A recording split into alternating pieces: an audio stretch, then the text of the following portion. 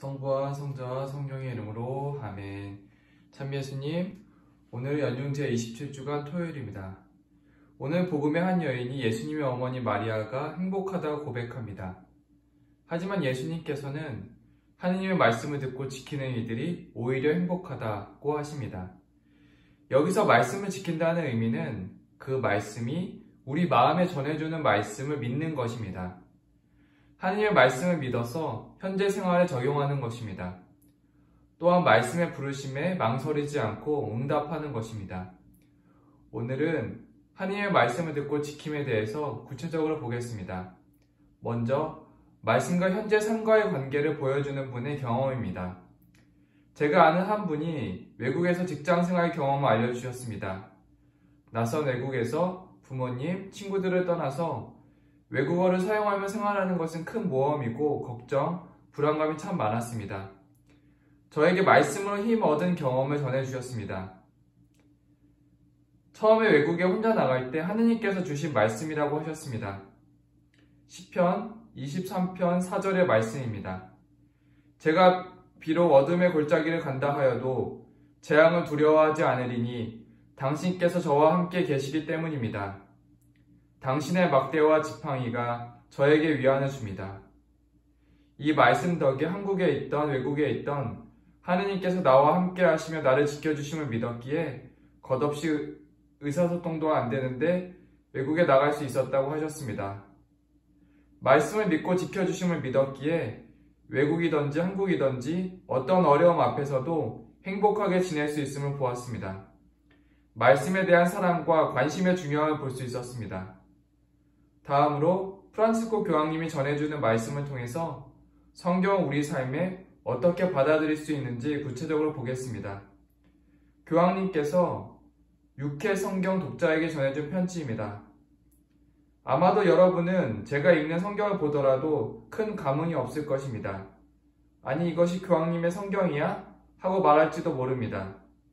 네, 제 성경은 아주 오래되고 손때가 묻어 있습니다. 여러분이 제게 아주 고급스러운 새 성경을 선물할 수도 있지만 저는 그것을 원치 않을 것입니다. 저는 제 인생의 반 정도를 함께한 제 낡은 성경을 사랑합니다. 저는 그 성경을 기쁘게 읽었고 그 성경에는 제 눈물이 배어 있습니다. 그것은 가장 값진 보물입니다. 저는 그 성경에서 삶의 동력을 얻습니다. 이 세상 어느 누구에게도 그 성경을 주지 않을 것입니다. 교황님은 손때 묻은 성경을 보물처럼 소중히 생각하고 계셨습니다. 힘들고 어려울 때 성경과 함께 눈물을 흘리면서 위로와 힘을 얻으셨음을 알려주십니다. 그리고 프란치스코 교황님의 성경 말씀을 잘 듣기 위한 방법입니다. 하느님의 현존 앞에서 성경 말씀을 묵상하며 읽는 동안 다음과 같은 질문을 하는 것이 좋습니다. 주님, 이 성경 본문이 저에게 무슨 말을 하는 것입니까? 이 말씀을 통해서 제 삶에 어떤 변화가 오기를 바라십니까? 이 말씀에서 제 마음을 불편하게 만드는 것이 무엇입니까? 이 말씀에 저는 왜 관심을 갖지 못하는 것입니까? 교황님은 교황 권고 복음의 기쁨에서 우리에게 말씀을 대하는 마음을 알려주셨습니다. 성경 말씀이 지금 내가 있는 자리에서 하느님께서 나에게 전해주는 의미가 무엇인지 구체적으로 볼 수 있는 질문입니다. 교황님은 성경을 무척 사랑하시고 성경 말씀과 삶을 함께 하심을 알려주셨습니다. 우리도 매일 미사 성경 말씀을 통해서 말씀과 가까이 할 수 있습니다. 매일 전례 안에서 독서와 복음이 전해집니다. 그리고 우리는 개인적으로 성경을 통독할 수도 있습니다. 우리에게 주어지는 성경 말씀에 대해서 말씀으로 기도할 수 있습니다.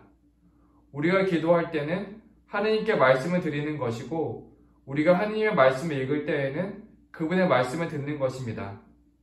그러므로 기도하면서 성경을 읽는다면 성경을 읽는 과정은 하느님과의 대화가 이루어지는 것입니다.